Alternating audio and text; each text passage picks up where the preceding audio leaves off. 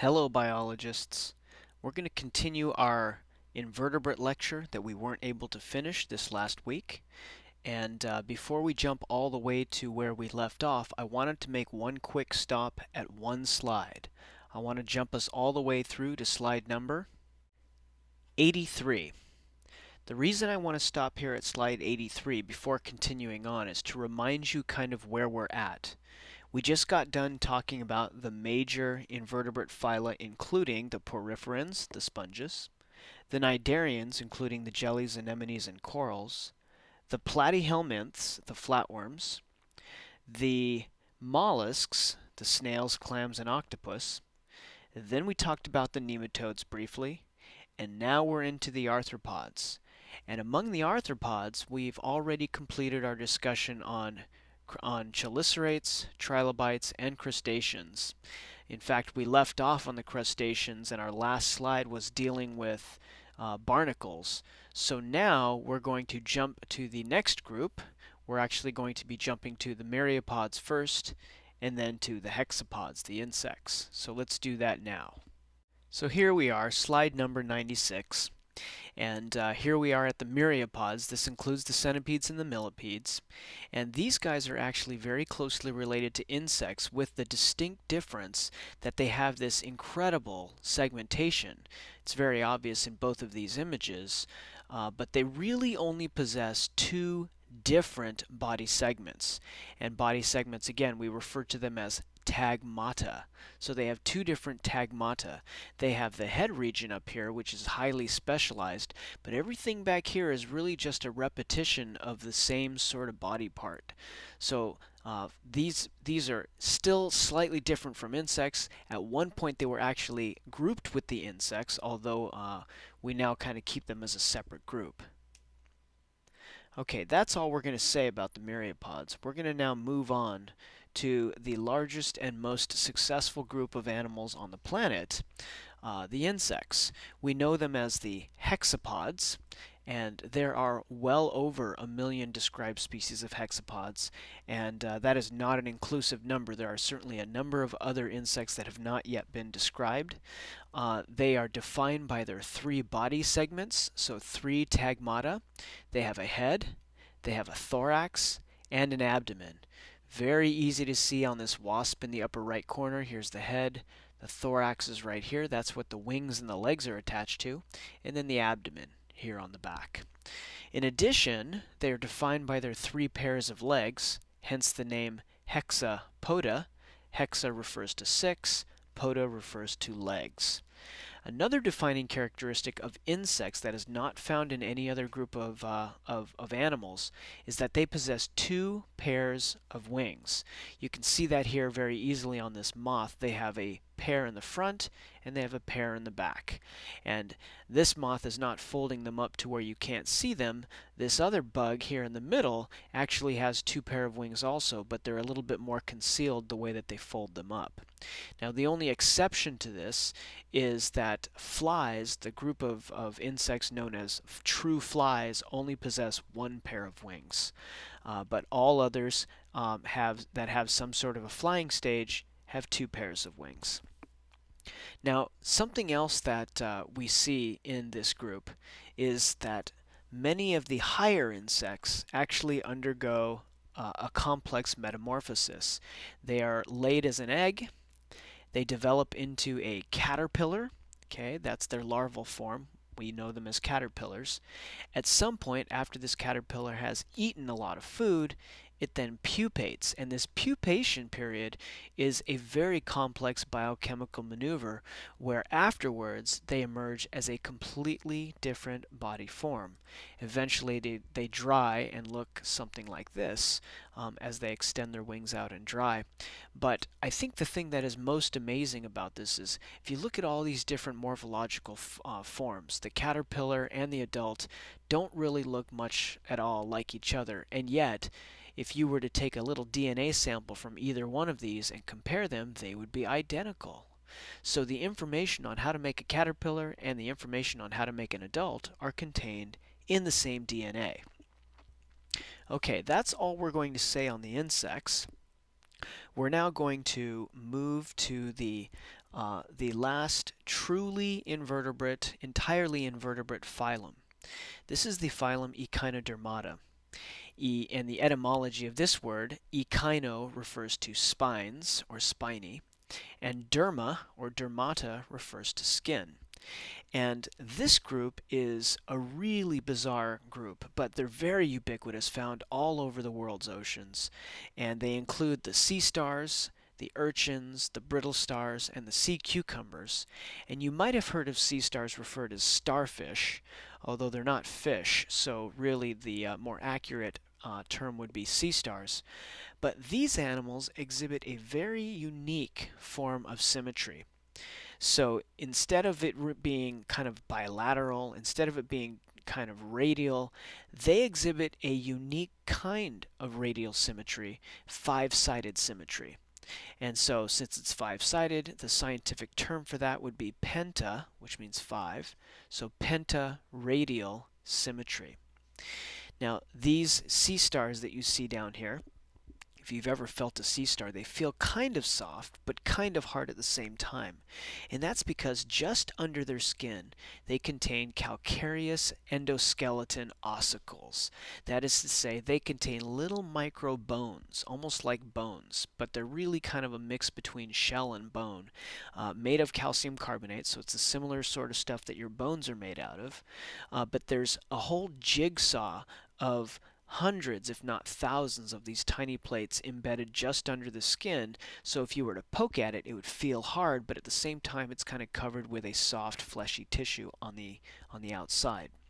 Another characteristic that really defines this group is that they possess a plumbing system that is totally different from anything else in the animal kingdom. It's called a water vascular system, and it's a series of tubes that work very similarly to the hydraulic brakes in your car.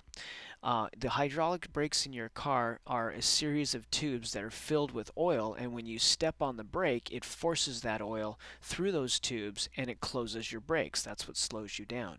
Well, it's a similar kind of process, and we're going to take a look at how the water vascular system works here in just a second.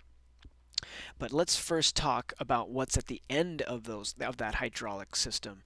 They're called tube feet, and they are hydraulically controlled tubes that sea stars and all of their relatives use for locomotion, also for feeding and for sensory purposes as well. Now, if we focus in on the water vascular system and those tube feet, this is kind of what it looks like. If you were to take a sea star and dissect it out like this, down each one of the arms, down each of these radial canals, is the water vascular system, the tubes that connect up with the tube feet, which penetrate through these arms and allow the animal to walk. Let me show you kind of how it looks. If you were to dissect out the water vascular system from this sea star, it would look like this. And at the very top is a little hole or a sieve plate called the madreporite. That's a hole through which water can enter. So seawater goes in through this. It fills all of these chambers, all of them. And then they're able to pinch it off to kind of prevent any water from leaking out. And once they pinch that off, then it's a perfectly solid watertight system that they can then force with muscles to walk. And let me show you kind of what it looks like when they invert those tube feet on the bottom of their arms. So when the tube feet are everted, they have suction cup discs on the bottom, and they're able to actually grasp onto the bottom of the seafloor or rocks and actually walk along. And these tube feet allow them to stick to just about anything, such as my best friend Jeff. This is a sea star that's stuck on his face, and he kind of thought it would be really funny to show that. Of course, the funniest part was right after we took this picture when we tried to remove it from his face and we managed to take off a little bit of skin. So here's what I'm going to do. I'm going to now break and show you a very interesting video on how sea stars work. Shape-of-life cameras are capturing sea stars and their behavior in ways never before seen. Close up, you can see the spines that push up under the skin of echinoderms.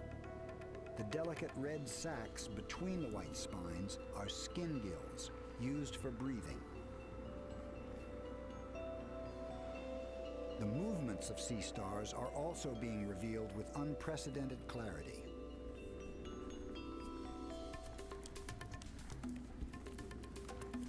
Echinoderms move and feed like no other animals on Earth. They use remarkable organs, completely unique in the animal kingdom, hydraulically powered tube feet.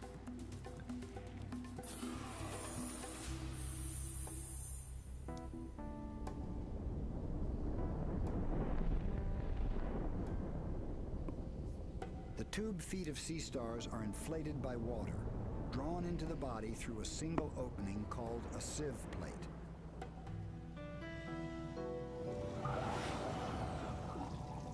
The water fills the 5 radial canals which run down the length of the arms, forming a hydraulic system.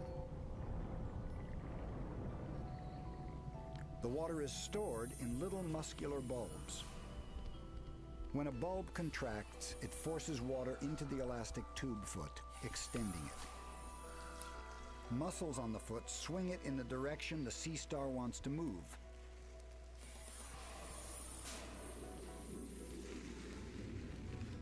Sea stars can move equally well in any direction, but they must coordinate the movement of thousands of feet. Used together, they have incredible strength.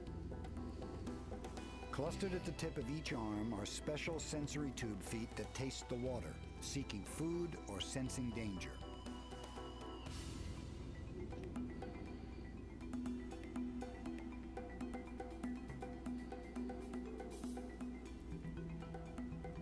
The tip of each arm is also equipped with a light-sensing organ, seen here as a red dot.